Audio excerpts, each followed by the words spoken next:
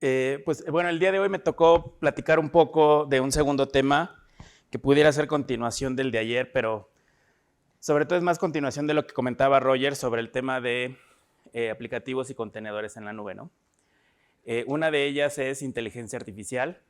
Consideramos este tema interesante porque sí vemos que la aplicación de Machine Learning nos va a permitir diagnosticar de una manera precisa y específica, dependiendo en este caso de una infraestructura como la que se esté utilizando con nosotros, es tener una rápida solución sobre temas de troubleshooting. Y esto es muy importante porque también toma en cuenta el contexto de la infraestructura, no nada más es un tema de análisis puntual, que sí tenemos que llegar ahí, pero toma todo el contexto general del sitio, y esto es importante para considerar debido a que siempre hay un punto de partida, ¿no?, en donde debemos de considerar los valores que van pasando directamente en los equipos. Específicamente Machine Learning, ya no voy a entrar en temas de definición tal cual, pero sí hablar un poco sobre elementos de ayuda que está basado específicamente sobre cómo las máquinas van obteniendo esa información y toma decisiones. Prácticamente el valor al negocio o el valor a la aplicación que nosotros tenemos es en poder generar una resolución rápida de problemas y una mejor identificación de un parámetro específico a lo cual se te pretenda corregir. Y esto viene a partir de puntos de prueba sobre la tecnología, y puntualmente nos referimos a, por ejemplo, todo el tema de eventos que se generan en los equipos. Tomar en cuenta, y es muy importante en Machine Learning, el tema es manejar datos ilimitados o manejar una amplia cantidad de información. Esto nos permite ser más precisos en el tema de toma de decisiones al aplicar algún algoritmo, ¿no? Otro tema de lo que hablaba, por ejemplo, Roger, es ser agnósticos, o que de esto le da portabilidad de poderle dar en cualquier escenario de nube que se puede estar manejando, y sobre todo también tener una serie de aplicaciones pues más específicas que nos puedan permitir el llegar a tener mejor solución, ¿no? Específicamente, de manera mucho más sencilla, Machine Learning y inteligencia artificial es aplicar algoritmos matemáticos, específicamente sobre una serie de datos ya específicos y dados dependiendo de lo que se tenga que hacer. El valor que se tiene, como les había mencionado, es ahorrar tiempo y esfuerzo, sobre todo tener proviendo, digamos, confiabilidad de los datos. O sea, de nada te sirve tener un diagnóstico cuando puede haber falsos positivos, ¿no? Es lo que no se espera esto en el tema de hacer temas de troubleshooting, y sobre todo también tener un análisis de anomalías bastante eficaces o, en este caso, precisas. ¿Cómo hacemos ese mapa directamente al aplicar IOPS? Básicamente es desde identificar, pero pasando por fases en conocer mejor específicamente ciertos niveles o parámetros de anomalías. Eso es un tema variable y que cada fabricante o cada alternativa tecnológica va a poder ofrecer en la manera de cómo corregir esas anomalías. Y la otra es también en la forma que pretende resolver o presentar una solución. En el caso nuestro, específicamente, lo llevamos a cabo directamente con documentación mucho más precisa y datos informativos donde tú recibes de la herramienta esta información. Hay otras tecnologías que lo que hacen es tú consultas, y para eso necesitas tener un conocimiento básico del lenguaje en el cual esa tecnología te puede arrojar esa información. En el caso nuestro, lo que entregamos directamente a los usuarios o a la consola son directamente parámetros específicos de síntomas a través de un tema de conductas, aplicado obviamente ese tema de correcciones o temas de algoritmos, y hacer esa corrección específica en el caso. Y adicionalmente es el tema de la validación, y eso es un tema también importante porque ustedes mismos en esa misma consola pueden llegar y hacer, porque al final la recomendación es arregla tal parámetro, tú vas y haces esa corrección específica en la infraestructura, ¿no?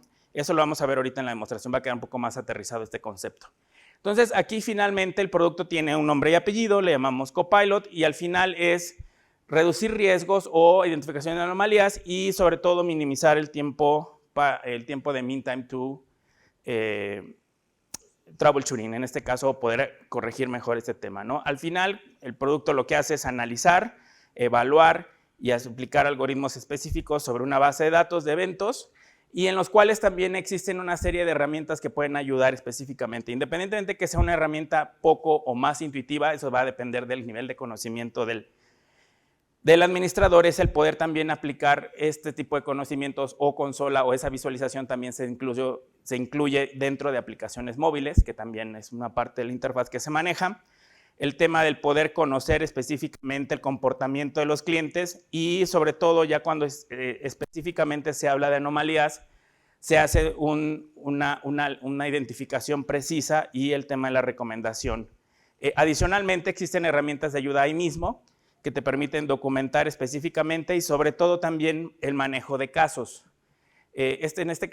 Nuestra consola lo que hace es también identificar los casos para que en el caso de abrir un caso, tener el soporte en línea, ya puedas tener precisamente la identificación de esos parámetros, ¿no?